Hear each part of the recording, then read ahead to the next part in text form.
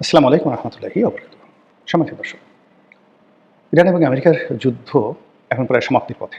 এই যুদ্ধে ইরানের যে বিজয় এটি দৃশ্যমান।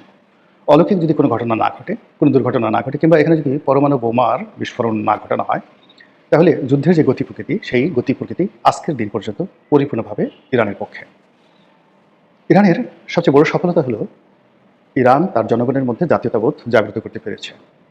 যেভাবে ইমাম Ayatollah Khamenei, Ayatollah Ruhul Khamenei the first ইমাম, তো তিনি সেই ৮০-র দশকে ক্ষমতা লাভ করার পর আমেরিকার সাথে যে দ্বন্দ্ব এবং সংঘাতে জড়িয়ে পড়েছিলেন, যেভাবে তেহরান বিশ্ববিদ্যালয়ের যারা ছাত্র হঠাৎ করে আমেরিকান দূতাবাস আক্রমণ করে সেখানে সমস্ত দূতাবাস কর্মীদেরকে যেভাবে তারা জিম্মি করে ফেলেছিল, এবং সেটি নিষ্পত্তি সেটি শক্তি প্রয়োগ করে আমেরিকা যে আক্রমণ চালিয়েছিল এবং সেই আক্রমণে তারা যেভাবে পরাজিত হয়েছিল, পরাজিত হওয়ার পরে যেভাবে ইরানের হাতে পায়ে ধরে সেই বন্দীদেরকে মুক্ত করেছিলেন, এবং মুক্ত করার পরে যে আমেরিকান সরকারের তৎকালীন যে সরকার এই জিনিসটি হ্যান্ডেল করতে না পারার কারণে, অত্যন্ত ভদ্রলোক ছিলেন সেই জিমি কার্টার, ছিলেন তখন প্রেসিডেন্ট জিমি কার্টারের পরাজয় হয়েছিল।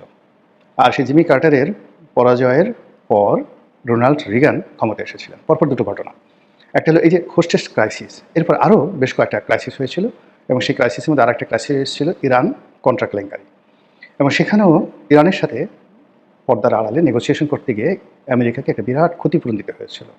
এই যে গোপনে অস্ত্র বিক্রি করে, কন্ট্রা বিদ্রোহীদের কাছে, ল্যাটিন আমেরিকার কন্ট্রা বিদ্রোহীদের কাছে অস্ত্র বিক্রি করে সেই অস্ত্রের টাকা আবার ইরানকে দেওয়া হয়েছিল, এবং সেই কলঙ্ক যখন প্রকাশিত হয়েছিল সেটা কন্ট্রা কেলেঙ্কারি হিসেবে বিবেচিত হয়েছিল। ফলে আয়াতুল্লাহ রুহুল খামেনির পুরো জামানাতে প্রেসিডেন্ট রোনাল্ড রিগান এবং জিমি কার্টার এই দুজন যেভাবে ইরানের কাছে নাস্তা নাবুদ হয়েছেন, তার সাথে ১০০০ গুণ বেশি নাস্তা নাবুদ হওয়ার পর্যায়ে এখন ডোনাল্ড ট্রাম্প পৌঁছে গেছেন। বিভিন্ন অ্যাঙ্গেল থেকে, বিভিন্ন মাধ্যমে ডোনাল্ড ট্রাম্প এবং নেতানিয়াহু তারা চেষ্টা করছেন যে ইরানের সঙ্গে একটি সমঝোতা করার জন্য।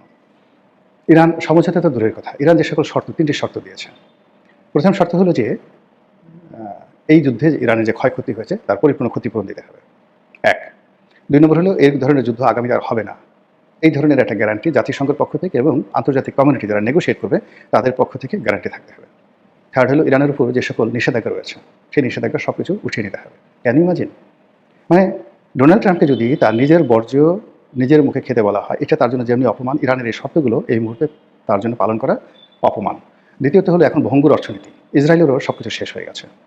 আর অন্য সময় যেটা হয়, যখন কোনো যুদ্ধ হয় তখন সেখানে অস্ত্র বিক্রি করে, তেলের মার্কেটকে ইনস্টেবল করে, ডলারের মার্কেটকে ইনস্টেবল করে, স্বর্ণের মার্কেটকে ইনস্টেবল করে আমেরিকান যে ইকোনমি সেই ইকোনমি তারা টাকা নিয়ে নেয়, টাকা নিয়ে তারা তাদের ট্রেজারিকে পূর্ণ করে। কিন্তু এই মুহূর্তে এই যুদ্ধের ফলে এই যাবৎকালে তাদের কত ট্রিলিয়ন ডলার, এখানে বিলিয়ন ডলার কিন্তু হিসেবে নেই, এই যুদ্ধ ট্রিলিয়ন ডলারের যুদ্ধ, ১,০০০ কোটি ডলার, ১,০০০ কোটি ডলারের যুদ্ধ, কত হাজার কোটি কত ট্রিলিয়ন ডলার তাদের লস হয়েছে এখন পর্যন্ত বলা যাচ্ছে না। অন্যদিকে ইসরায়েলের এই যুদ্ধে কত ট্রিলিয়ন ডলার গেছে তার কোনো ইয়াত্তা নাই। ইসরায়েলের সমস্ত অবকাঠামো, তার রাডার সিস্টেম, তার সমুদ্র বন্দর, তার বিমানবন্দর, তার যে আকাশ প্রতিরক্ষা বহু রয়েছে, তার যে সামরিক স্থাপনা রয়েছে, তছনছ হয়ে গেছে। এবং এই অবস্থাতে ইসরায়েল পুনর্গঠনের জন্য ইউরোপকে টাকা দিতে হবে। ইসরায়েল এই মুহূর্তে ইরানকে যে টাকা দিবে তারা কলিজা ভুনা করে দিতে পারে, কিন্তু ইরানকে টাকা দেওয়ার মতো অবস্থা ইসরায়েলের নাই। ছোট্ট একটা রাষ্ট্র, মাত্র ১ কোটি লোক, কাজে তাদের কী থাকতে পারে? ভুং ভাং ছাড়া আসলে তাদের যে কিছু নেই, এটা এই যুদ্ধে প্রমাণিত হলো। তো এই মুহূর্তে যেটা আছে যে ইরান এবং রাশিয়া, চীন, উত্তর কোরিয়া, ভেনেজুয়েলা, কিউবা এবং আরও বেশ কয়েকটি রাষ্ট্র, তাদের সঙ্গে যে বন্ধুত্বটা, এই বন্ধুত্বটা যে আমেরিকার বন্ধুত্বের চেয়ে শক্তিশালী, এটি এই যুদ্ধে প্রমাণিত হলো। দ্বিতীয়ত হলো যে আমেরিকার সাথে যাদের বন্ধুত্ব ছিল, ইউরোপের দেশগুলোর সাথে বন্ধুত্ব ছিল, মধ্যপ্রাচ্যের দেশগুলোর বন্ধুত্ব ছিল, সব আমেরিকাকে ছেড়ে গেছে, ইসরায়েলের নামও নিতে পারছে না। যে দুবাই সারা পৃথিবীর মানুষের জন্য স্বর্গ বানিয়েছিল, আজকের খবরে দেখলাম সেই দুবাইতে এখন যে খাদ্যশস্য আছে, ফল ফ্রুটস আছে, তা দিয়ে মাত্র ৬ থেকে ৭ দিন চলতে পারবে। সমস্ত নতুন সাপ্লাই বন্ধ। মরুভূমির বুকে দুবাই শুধু টাকা আছে, আলু, টমেটো, শসা, গাজর থেকে শুরু করে চাল, ডাল, আটা, ময়দা সব কিছু সারা পৃথিবী থেকে আসে। এই সমস্ত আসার পথগুলো বন্ধ। তারা যে বিক্রি করবে তেল, সেই তেল যাওয়ার পথ বন্ধ। ফলে এই যে ৭ দিনের খাবার তাদের আছে, ওখানে দুবাইয়ের যে শাসক তার ছবি দেওয়া হয়েছে। এই মুহূর্তে পৃথিবীতে যে কজন দুষ্ট লোক আছে তার মধ্যে অন্যতম এই দুবাইয়ের বর্তমান যে আমির আছেন তিনি। ডোনাল্ড ট্রাম্পের বন্ধু, আবার এর সঙ্গে সালমানের শত্রুতা রয়েছে, মানে সৌদি প্রিন্স রয়েছে, তার শত্রুতা রয়েছে। এবং ইয়ামেন নিয়ে মানে দুবাইয়ের সাথে, তারপর সৌদি আরবের সাথে রীতিমতো মুখ দেখা দেখি বন্ধ।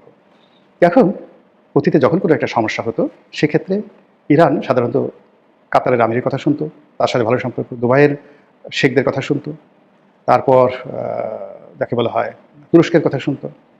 কিন্তু এই যুদ্ধের ফলে মধ্যপ্রাচ্যের একটা দেশের মুখ নেই ইরানের সাথে কথা বলার।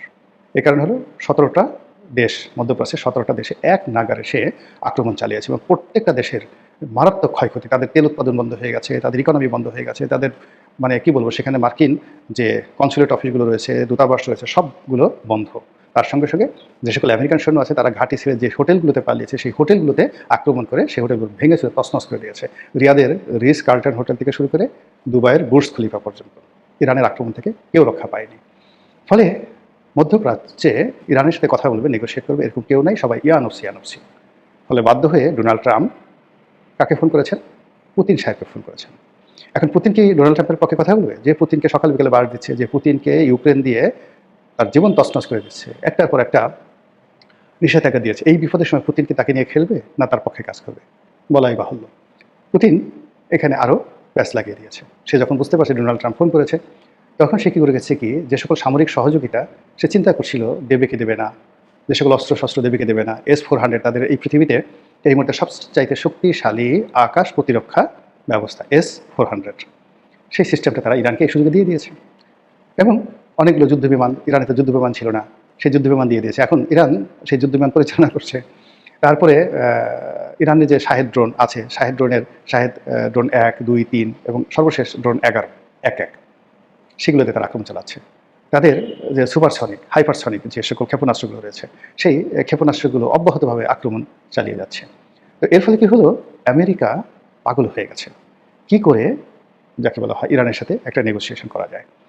কিন্তু পারছে না, কোনো বন্ধু পাচ্ছে না, তুরস্ককে পাচ্ছে না, কাতারকে পাচ্ছে না, কোনো আরব রাষ্ট্রকে পাচ্ছে না। আরব রাষ্ট্রগুলো তারা আলটিমেটলি এখন আমেরিকার সাথে যে কোনো সম্পর্ক আছে এটাই তারা এখন মানতে চাচ্ছে না, তারা সেটা অস্বীকার করছে। ফলে ওই যে আগের জমানাতে এই কাজ তাদেরকে সরাসরি CIA দিয়ে করতে হবে। একতরফা যুদ্ধবিরতি ঘোষণা করে তাদের পররাষ্ট্রমন্ত্রী বা প্রতিরক্ষামন্ত্রী এবং CIA প্রধানকে তেহরান পাঠাতে হবে এবং যাকে বলে নাকে খত যাকে বলা হয়, 2 হাত জোর করে ইরানের ধর্মীয় নেতার পায়ের কাছে বসতে হবে, চেয়ারেও নয়। তারপরে সেখান থেকে যে ধরনের শর্ত দেওয়া হয় সেই শর্ত মেনে তারপরে তাদেরকে এই যুদ্ধ থেকে বেরোতে হবে। এর বাইরে আপাতত কোনো লক্ষ্য দেখা যাচ্ছে না। এবং এই কাজটি না করা পর্যন্ত মানে আমেরিকা একতরফা যুদ্ধবিরতি করবে কিন্তু ইরান করবে না। ইরান যে তার কাজকর্মগুলো মানে চালানো সেটা চালিয়ে যাচ্ছে। সে যেভাবে মধ্যপ্রাচ্যের তেল ক্ষেত্রগুলো বন্ধ করে দিয়েছে, যেভাবে সে পুরো মধ্যপ্রাচ্যের ইকোনমিকে তার গ্রিপের মধ্যে নিয়ে এসেছে, যেভাবে পুরো মধ্যপ্রাচ্যকে, আমেরিকাকে, ইসরায়েলকে একসাথে ভয় দেখাচ্ছে এবং সবার কলবের মধ্যে, বুকের মধ্যে, কলিজার মধ্যে যেভাবে ইরানের ভয় ঢুকিয়ে দিতে পেরেছে, এই জায়গা ইরান এবার সহজে ছাড়বে বলে মনে হচ্ছে না। আল্লাহ আলিমুল গাইব, গাইবুল মালিক তিনিই জানেন। আমরা যেটা দেখি সেটাই বলি।